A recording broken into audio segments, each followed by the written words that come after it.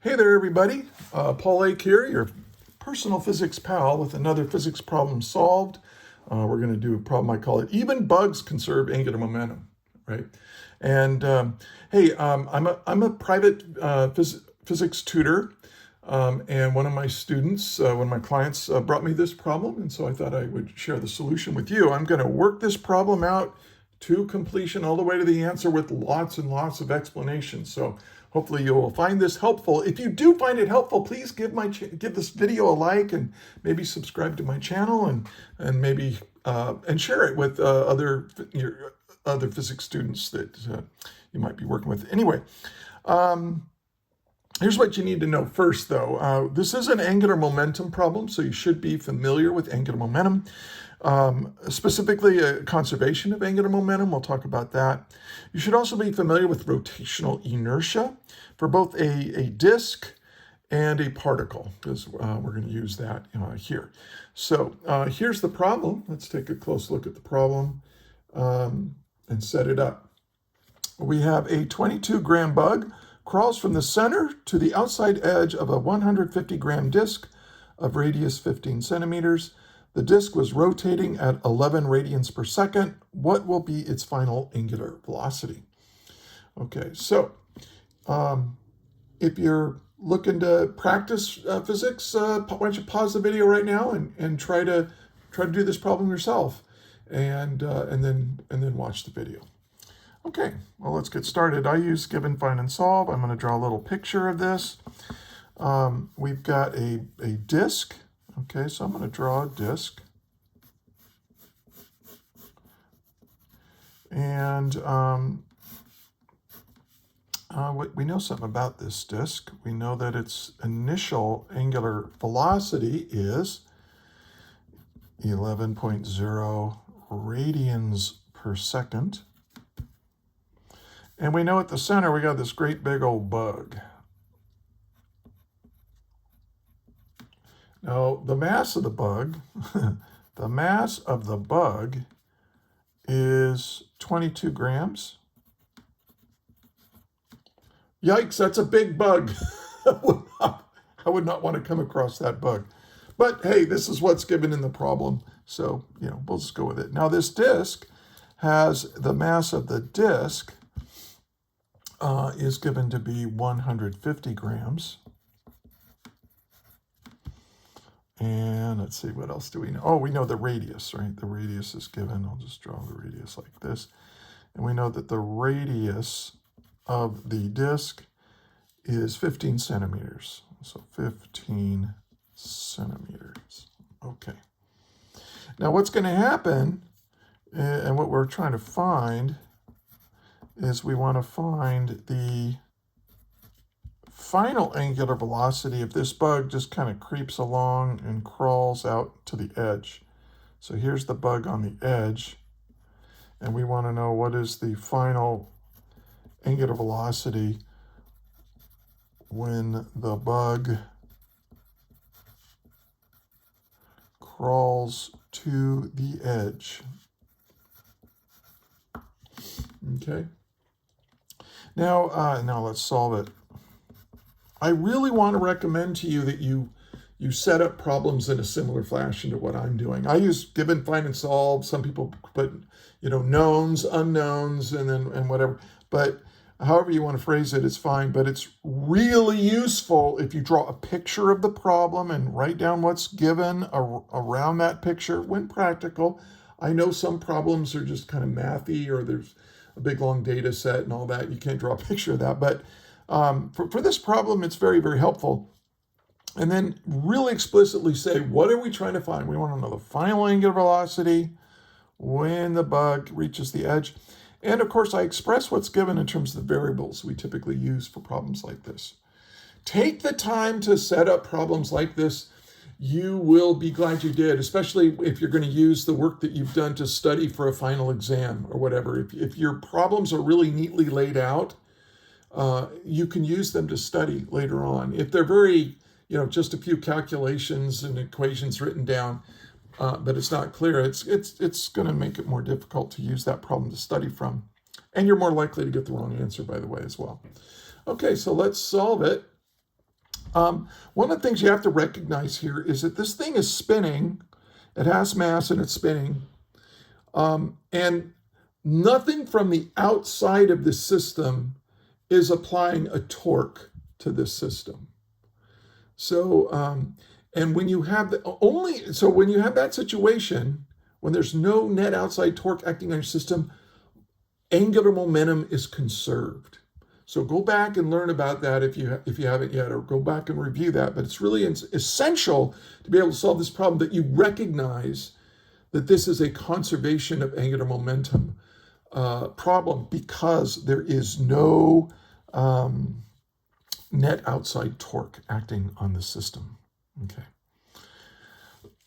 So that means that the initial angular momentum is equal to the final angular momentum. Well, what is initial angular momentum? These are extended bodies or whatever. So we're going to use rotational inertia. So the initial rotational inertia of the system times its initial angular velocity, that's angular momentum, right? Rotational inertia times angular velocity is angular momentum. But it's going to be equal to the final. And this is what I'm trying to find. And I don't know this. That's not given. The final rotational inertia is not given to me. Neither is the initial rotational inertia, but the initial angular velocity is given. So I know that. So this tells me what to do. I'm going to solve for this, and then I'm going to have to find these two quantities. Let's go ahead and solve for it. So the final angular velocity is going to be equal to the initial rotational inertia times the initial angular velocity divided by the final rotational inertia. By the way, rotational inertia, sometimes your professors or teachers will call it moment of inertia. It's just a different name for the same thing. So that means I got to solve this, and I got to solve this, and then plug it in with that, and I'll have my answer. Okay, so let's figure out what the initial rotational inertia is. Well, we've got two objects, right? We've got the disk and we've got the bug. So that's going to be equal to the rotational inertia of the disk plus the rotational inertia of the bug. Now, let's talk about the bug first. The bug, we know what its mass is, but how far is the bug from the axis of rotation? Well, it's right in the center. It's given that the bug is in the center. Now, yeah, there's a little bit of mass sticking out. It's got little legs, and maybe it's got antennae or whatever's. But we're going to say, let's. In physics, we have to make simplifying assumptions. We don't know what the radius of the bug is. We're going to treat the bug like a particle. And the rotational inertia of a particle is just the mass of that particle, which in this case is the bug. By the way, I should put initials on here. The mass of the bug, which isn't going to change, times the radius of the bug, but the radius, squared, right? And so this is what you need to know, that for a particle, rotational inertia is the mass of that particle times its radius squared. And here radii, we really mean the distance from the axis of rotation to the location of the particle. Okay, so, well, in this case, it's 0, right? Because R is 0 for the bug. The bug is right there. So this is going to be 0. Now, for the disk, that's easy. Hopefully you've looked it up. You can look up the rotational inertias for different symmetric geometries of solid objects like cylinders, spheres, or even hollow spheres or hollow cylinders. All that's worked out. You should have gone over that. And there's a table in your textbook, I'm sure, that has that information. So you look up a solid disk, and you'll find that it's 1/2 m r squared. So for a disk, I equals 1/2 m r squared. So same as for a particle, but you just got that 1/2 out in front. So that's 1/2 the mass is, of the disk, is 0.150 kilograms. I don't really need to in this problem because there's a ratio here, but it's just good practice. Always change from grams to kilograms when you're doing physics. And then the radius of the disk is 15 centimeters, which is 0.15 meters, and we're going to square it. Now, when you do that, this is 0 plus this, the initial rotational inertia of my system. Plug that in your calculator, and you will get, I'm going to carry more significant figures than I really need. 6875 times 10 to the negative 3 kilogram meters squared. That's the units for rotational inertia. So this is my rotational inertia. I now have that. So now I have to figure out what the final is. And the final rotational inertia is also, well, it's the final rotational inertia of the disk plus the bug. Now, the disk didn't change, right? That rotating disk, it's still spinning. It has the same, its mass hasn't changed where it is. It hasn't changed shape. It hasn't changed mass. So its rotational inertia is constant. But the bug moved with respect to the axis of rotation. So it starts off with 0 rotational inertia, but as it crawls out there, it's gaining rotational inertia. So we have to figure out what that is. The rotational inertia of the bug is, well, it's the mass of the bug, which is 0.022 kilograms, right? That's 22 grams. And it's out on the edge of the disk. So that's 15 centimeters or 0.15 meters. We're going to square that. And when you do that, when I did this on my calculator, I got 4.95 times 10 to the negative 4 kilogram meters squared. So now to figure out the final, I just add the disk. Well, the disk is just this. And then I have to add the rotational inertia of the disk to the rotational inertia of the bug. So I'm going to add these two together. I'm going to add this plus this. And when I enter this in a calculator and I add it to that, I get the following, 2.18 times 10 to the negative 3 kilogram meters squared. Okay. So now I am ready to get my answer. Let's do that over here.